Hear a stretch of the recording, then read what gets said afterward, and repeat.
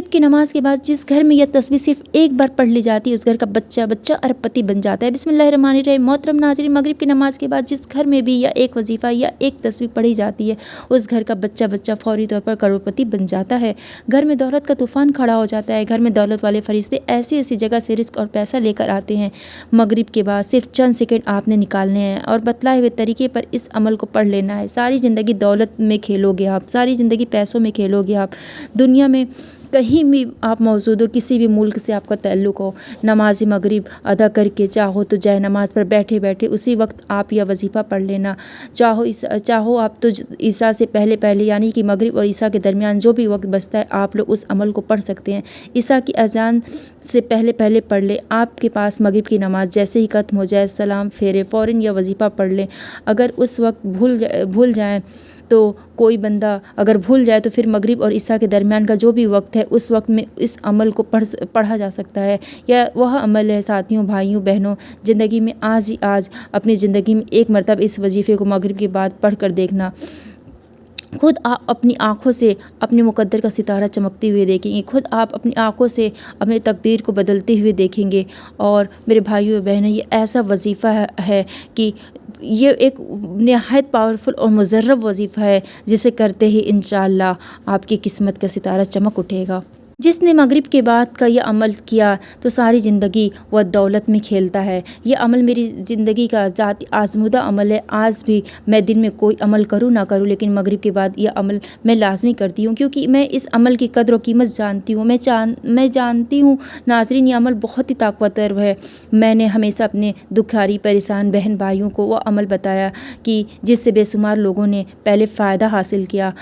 ہمیشہ آپ کو وہ عمل بتاتی ہوں کہ جس کو پڑھتے ہی بے شمار لوگوں نے اپنی حاجتوں کو، مرادوں کو پورا کیا ہے۔ میری باتوں پر یقین نہ آئے تو اس عمل کو پہلے پڑھنا اور پھر کہنا کہ واقعی میں آپ نے ہمیں سچا عمل بتایا ہے۔ میری باتوں پر یقین نہ آئے تو پہلے اس عمل کو پڑھنا اور پھر خود کہنا کہ واقعی آپ نے عمل صحیح بتایا ہے۔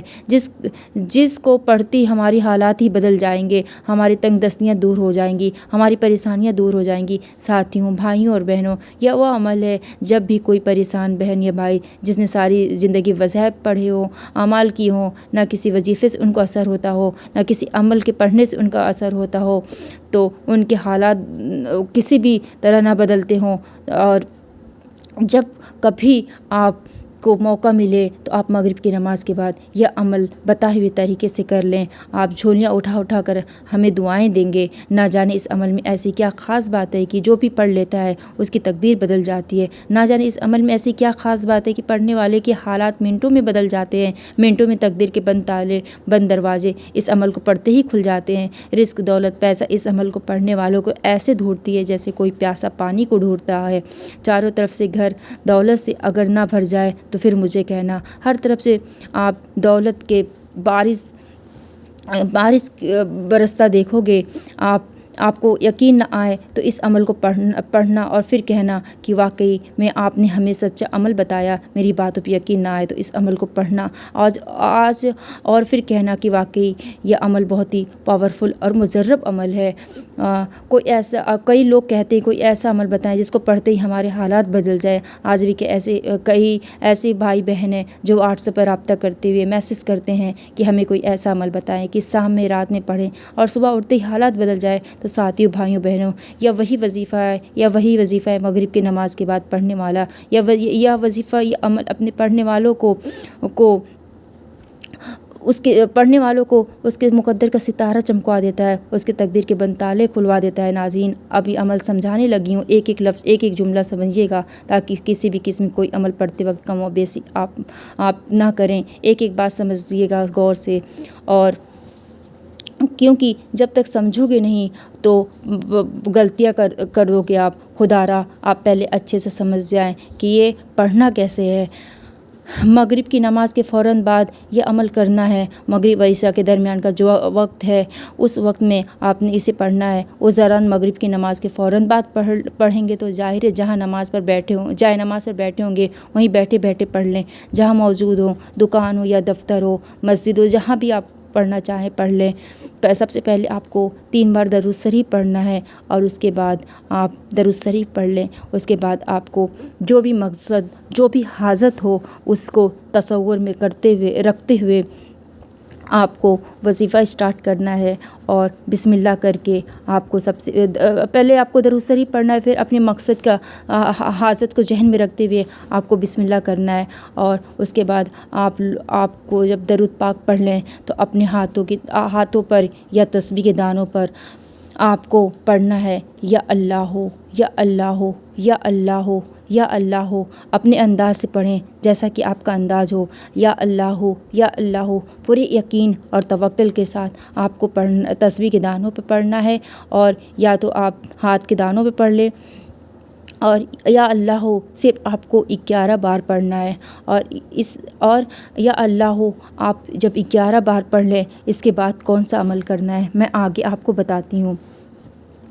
یا اللہ ہو جب آپ پڑھ لیں اس کے بعد آپ نے کیا پڑھنا ہے، بسم اللہ کیجیے گا۔ اس کے بعد آپ کو 21 بار آپ کو پڑھنا ہے اِنَّا أَعْطَيْنَاكَ الْكَوْثَرَ فَصَلِّ لِرَبِّكَ وَانْحَرْ إِنَّ شَانِئَكَ هُوَ الْأَبْتَرُ۔ سورہ کوثر آپ کو 21 بار پڑھنا ہے۔ اس کے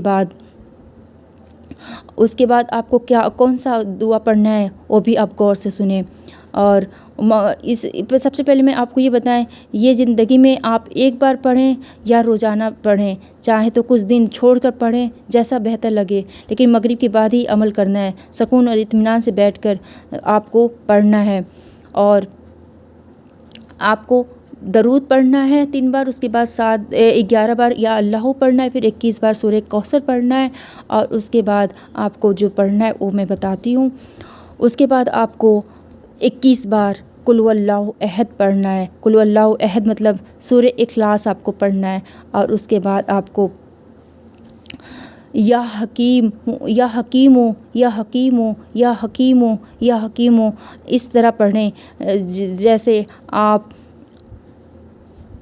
اللہ سے باتیں کر رہے ہوں، اللہ کو پکار رہے ہوں، اللہ سے اپنی خواہشات کا اظہار کر رہے ہوں، اور اسے آپ کو پڑھنا ہے 11 بار، اور اسے پڑھنے کے بعد آپ کو پھر 3 بار درود شریف پڑھنا ہے، اور اسی جگہ بیٹھ کے آپ اللہ سے اب توبہ استغفار کریں، اور اپنی غلطیوں کی معافی مانگتے ہوئے اپنی حاجات کو اللہ کے سامنے بیان کریں، اور اس طرح بیان کریں جیسے ایک چھوٹا بچہ اپنی ماں سے کسی کھلونے کو پانے کے لیے ضد کرتا ہے، روتا ہے، گڑ گڑاتا ہے، آپ کو اللہ سے اسی طرح مانگنا ہے۔ اب بس میرے بھائیوں بہنوں یقین سے مانگ کے تو دیکھیں اللہ سے، اللہ کی ذات دینے والی ہے، اللہ رحم کرنے والا ہے، اللہ اپنے بندوں سے بہت محبت کرتا ہے، وہ تو انتظار کرتا ہے میرا بندہ مجھ سے مانگے میں اسے دوں گا، لیکن شرط یہ ہے یقین کے ساتھ مانگے، یقین توکل کے ساتھ مانگے، اور جب آپ یقین کے ساتھ اللہ سے مانگیں گے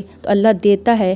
ہم یقین نہیں کرتے، ہم دل میں یہ سوچتے ہیں، شیطانی وسوسے آتے پتہ نہیں اللہ دے گا کہ نہیں، پتہ نہیں میری دعا قبول ہوگی کہ نہیں، یہیں تو ہم آ کے بھٹک جاتے ہیں۔ ہمیں اپنے دل میں یہ بات قطعی نہیں لانی ہے، ہمیں وظیفہ کرنا ہے، اور جب ہم وظیفہ کریں تو وظیفہ ختم کرنے کی جلدی نہ کیجیے گا، وظیفے کو قبول کرنے کی فکر ہونی چاہیے، اور جب وظیفہ کو قبول کرنے کی آپ فکر کریں گے تو بہت یقین اور توکل اور سچے دل اور لگن سے آپ کریں گے، اور جب وظیفہ کریں تو بیچ میں کسی سے بات نہ کریں، اور نماز کی پابندی کے ساتھ آپ کوئی بھی وظیفہ کریں، کیونکہ وظیفہ تبھی قبول ہوتا ہے جب ہم نماز کی پابندی کے ساتھ وظیفہ کرتے ہیں، اور درود شریف کو آگے پیچھے لگانا نہ بھولیں، بنا درود شریف کے کوئی بھی دعا، کوئی بھی وظیفہ قبول نہیں ہوتا۔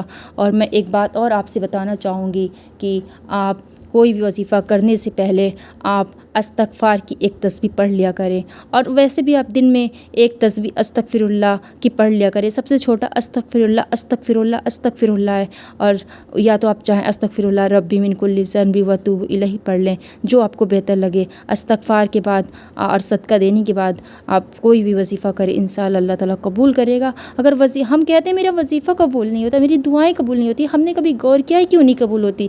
ہماری گناہوں کی وجہ سے نہیں قبول ہوتی۔ بہتر ہے پہلے ہم استغفار استغفار کریں، اللہ سے معافی مانگیں، اس کے بعد دیکھیں اللہ سنے گا، اللہ سننے والا ہے۔